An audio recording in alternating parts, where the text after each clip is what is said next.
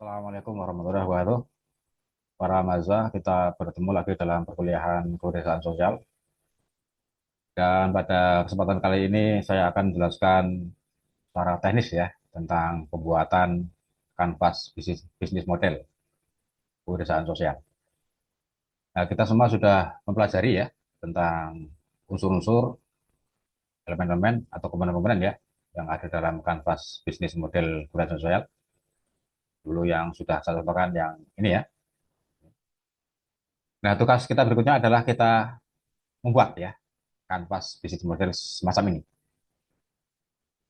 Dan pembuatannya nanti berkelompok. Jadi tugas kita pertama, ada semua pertama adalah membentuk kelompok dulu ya.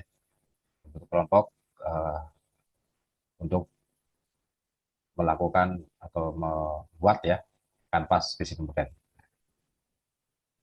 Satu kelompok antara 3 sampai 5 orang ya. Ya, bisa 3, 4 atau 5 ya. Maksimal 5 ya, biar nggak terlalu banyak. Dan dipastikan semua mahasiswa masuk dalam kelompoknya. Coba dia percaya ya. Ya nanti untuk pembuatan kelompok, monggo bisa di uh, apa susun bersama ya, bersama ketua kelas atau koordinator kelas, silakan.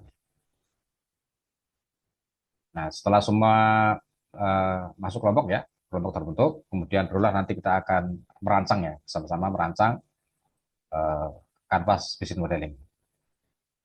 Nah, untuk merancang kanvas bisnis model, kita perlu data. Data yang kita gunakan untuk mengisi uh, unsur-unsur ini semua ya, kita perlu itu. Dan data itu kita peroleh dari lokasi, uh, lembaga atau kegiatan urusan sosial yang kita pilih. Jadi nanti setelah kelompok terbentuk, kelompok dipilih mana lokasi atau tempat ya yang akan uh, kita jadikan sebagai objek ya untuk penyusunan kanvas visual. Ya, maksud saya jangan terlalu jauh ya. Kita saja lah ya, apa tempat yang kita pilih itu ya, ya memudahkan kita untuk mencari datanya. Ya, jadi setelah kelompok terbentuk, kemudian lokasi sudah ditentukan oleh kelompok ya, disepakati bersama oleh kelompok, kemudian barulah nanti kita akan mencari datanya. Nah, sebelum mencari data, eh, kita sun dulu ya, atau kita rencanakan dulu data apa yang akan kita cari. Nah, tentu saja adalah semua data yang kita perlukan untuk menyusun kanvas bisnis modeling.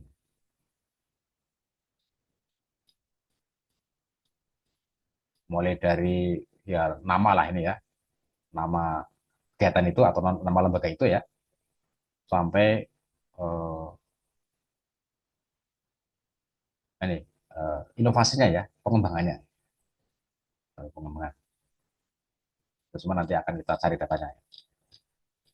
Nah, bagaimana kita mencari data?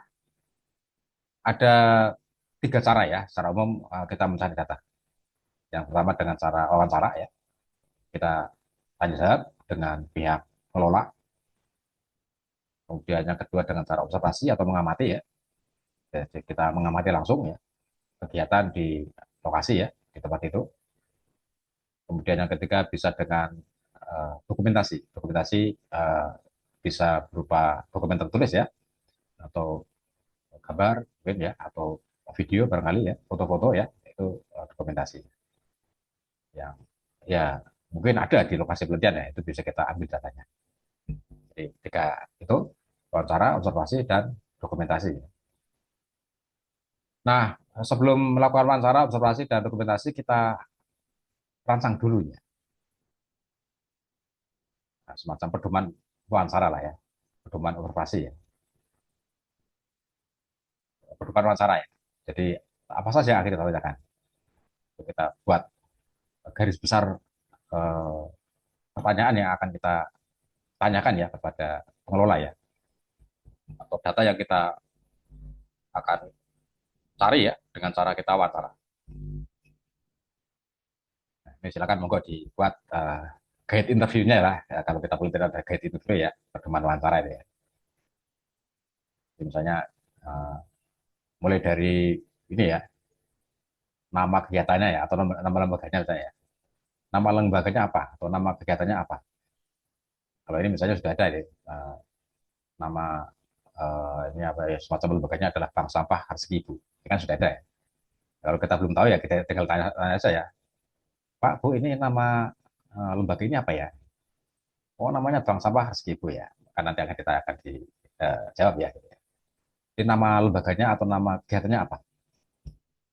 Kalau belum ada nama lembaganya ya, masih berupa kegiatan ya, ya kegiatan bank sampah, tapi belum dinamai misalnya oleh kelompok itu ya. Nah, pokoknya sekitar yang penting ada kegiatan eh, bank sampah ya, berarti belum ada namanya ya. Nah, bisa nanti didiskusikan dengan pengelola ya, perlukah di sebuah atau mungkin bisa kita memberi masukan ya, perlu diberi nama ini kegiatannya. Kalau nama apa kira-kira ini? Bisa kita pancing-pancing ya, pihak pengelola apa nama kegiatannya, bank sampah apa kira-kira ini? Misalnya kalau kita di bank sampah ya, wah apa ya, misalnya mereka malah bingung ya. Ya mungkin bisa sambil dipancing-pancing, nanti akhirnya ya bisa dikemukakan sebuah ide nama misalnya, atau panjenengan bisa mengusulkan nama misalnya kalau diminta ya, nama apa misalnya. Nah itu bisa kita tanya ya. Kemudian yang kedua dari misi ini, misi dari kegiatan itu ya, atau lembaga itu ya. Kalau sudah ada ya berarti kita tinggal kita tanya saja ya. Kemudian kalau belum ada misinya, nah bisa kita minta penjelasan ini kegiatannya apa ya, tujuannya apa ya. Jadi mungkin ada jawaban dari mereka seperti apa jawabannya. Nanti itu bisa menjadi bahan bagi kita untuk membantu ya merumuskan misinya atau tujuannya. Sehingga ya ini menjadi sesuatu yang baru ya bagi mereka ya, karena selama ini belum dirumuskan misinya ya. Nah, mereka jadi terbantu misalnya. Jadi, nama lembaga atau kegiatan, terus misi atau tujuan ya. Terus nah, setelah itu ya ini masuk kita ke unsur-unsur komponen kanvas business model, mitranya ya. Partner kerja mereka selama ini siapa saja. Nah, kita tanya. Mereka akan memberi informasi. Oh, selama ini kita kerjasama dengan ini, dengan ini, dengan ini ya. Terus setelah mitra, apa saja kegiatannya? Kegiatan utamanya. Atau kegiatan bank sampah ya. Mereka tentu akan menjelaskannya ya sesuai dengan kegiatan yang selama ini mereka lakukan ya. Oh, kegiatan kita ini, dan seterusnya.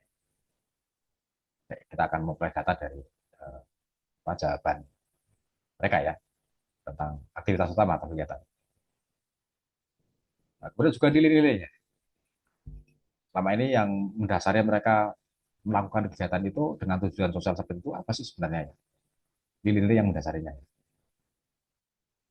Wah, barangkali mereka selama ini, waduh apa ya? Pokoknya kita kegiatan lah ya. Tujuannya sosial. Yang penting itulah ya. Selama ini kita mereka belum merumuskan nilai-nilai apa. Nah, kita bisa ya mungkin mencoba menggali ya. Sebenarnya apa sih nilai-nilai yang mereka gunakan ya, terapkan ya untuk mendasari kegiatan mereka.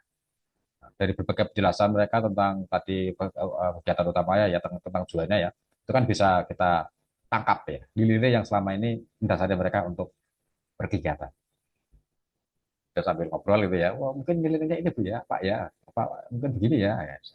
Oh iya itu nilai-nilai yang selama ini kita eh, pegang ya untuk melakukan kegiatan ini. Itu bisa menjadi rumusan proporsi nilai ya, proposisi nilai.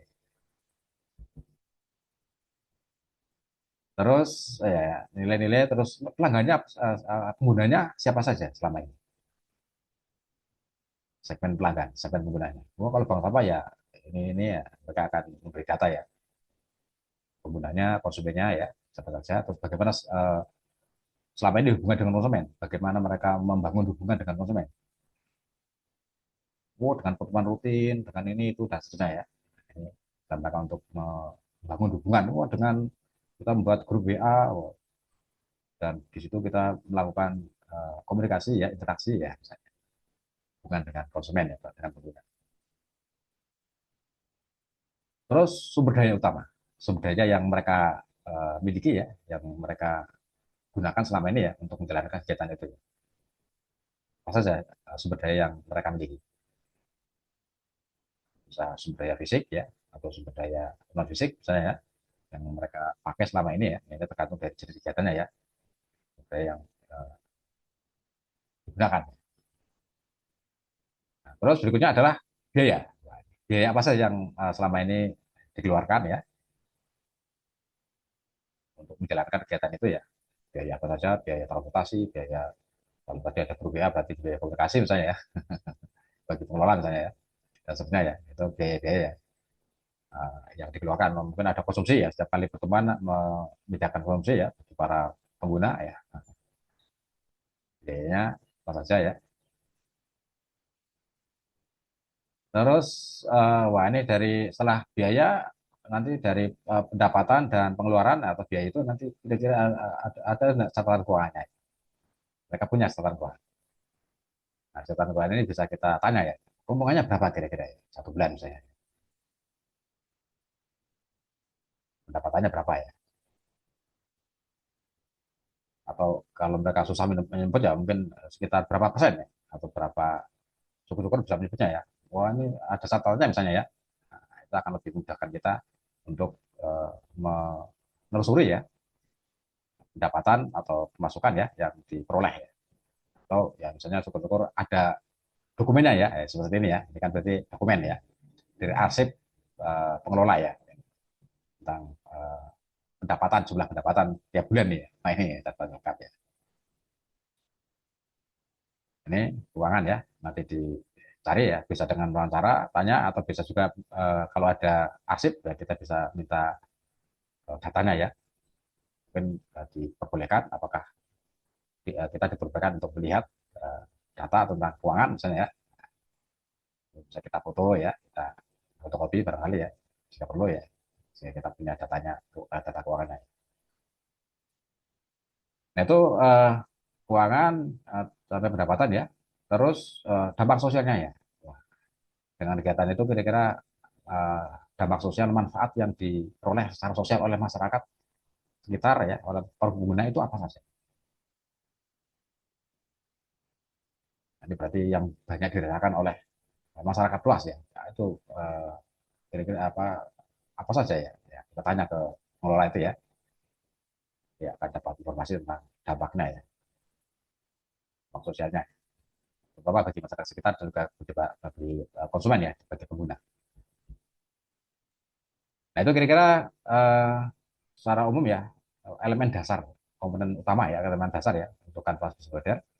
Nah, setelah semua data itu kita peroleh semua ya dari eh, nama kegiatan atau nama lembaganya sampai ke pendapatan, ya. Terus kira-kira apa yang masih perlu disempurnakan dari eh, wirisan sosial itu? Di sisi mana? Tanya.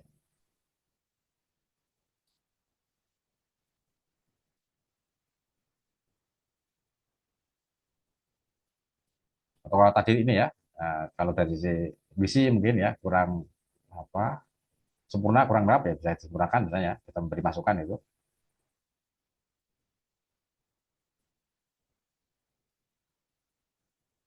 Oh ini ada yang kurang juga dia. Oh, ini channelnya belum masuk ini channel ya atau saluran-salurannya ya.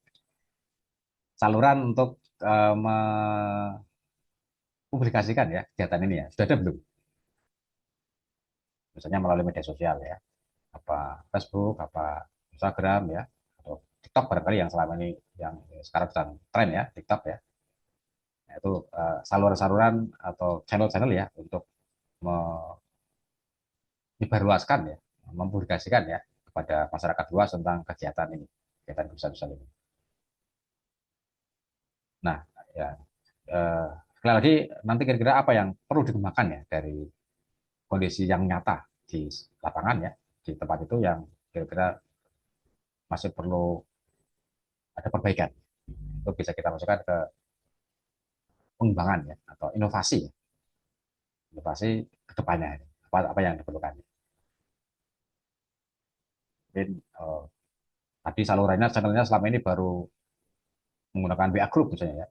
sehingga masih terbatas di kalangan pengguna konsumen ya, agar kegiatan media sosial ini bisa diketahui oleh masyarakat yang lebih luas, maka perlu channel yang baru, penambahan channel, saluran ya. Misalnya ya media sosial, sekarang media sosial ya yang bisa digunakan. Nah, apa yang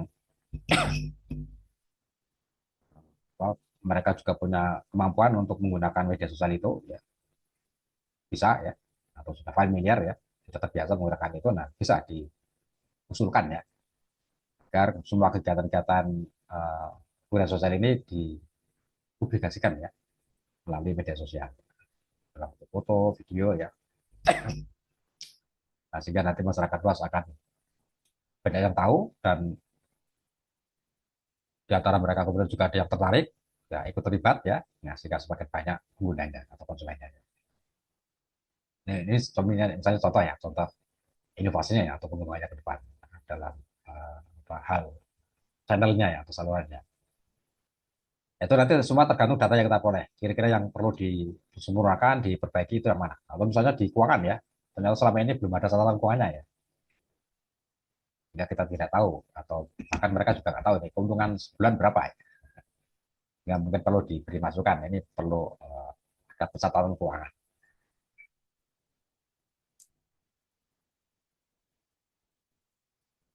Nah, itu kira-kira ya nanti hasilnya seperti ini kira-kira ya, dibuat seperti ini ya. Monggo bisa dikreasi sekreatif mungkin ya, tidak harus seperti ini persis ya. Nah, bisa dibuat yang ya berbeda ya. Nah, ini setiap kelompok nanti akan membuat seperti ini ya, dan ini adalah menjadi produk akhir dari mata kuliah ini, mata kuliah terus sosial. Sehingga di akhir semester nanti semua kelompok sudah menghasilkan ini, produk ini. Dan biasanya produk mata kuliah jurusan ini diminta ya oleh prodi ya, biasanya ketua program studinya ya Bu Darmawan itu meminta ya, mana hasil produk mata kuliah ini ya. Nah, nanti kita semua akan menyerahkan ya produk-produk ini, nanti saya diserahkan saya dulu ya, biasanya saya yang menyerahkan ke Kaprodi ya atau ke Mbak Dina gitu ya. Nah, bentuknya nanti uh, untuk saya diserahkan dalam bentuk softfile saja seperti ini ya, softfile. Jadi kalau monggo kalau kelompoknya mau membuat ya, dalam bentuk uh, hard file ya, dicetak misalnya ya, dibuat poster yang besar ya monggo itu. Waktu dipasang di mana ya, apa dipasang di tempat ini ya, di lokasi ini ya, di tempat perusahaan sosial ini ya, pasang, wah mereka akan senang ya. Hasil karya mahasiswa S2 TIPS ya, untuk mau saya. Ya, yang penting untuk saya, ke saya software saja gitu.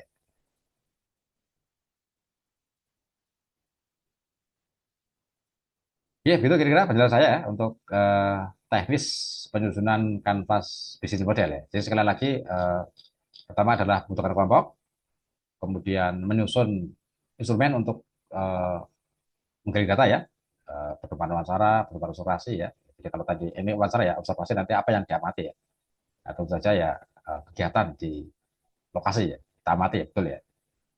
Sambil mengamati mungkin ada yang belum jelas, kita bisa tanya ya, kegiatannya apa saja. Ya, yang terpenting barangkali pedoman wawancara ya. Kalau pedoman observasi bisa langsung kita datang ke lokasi dan mengamati ya. Tinggal kita lihat saja di sana ya, kita amati.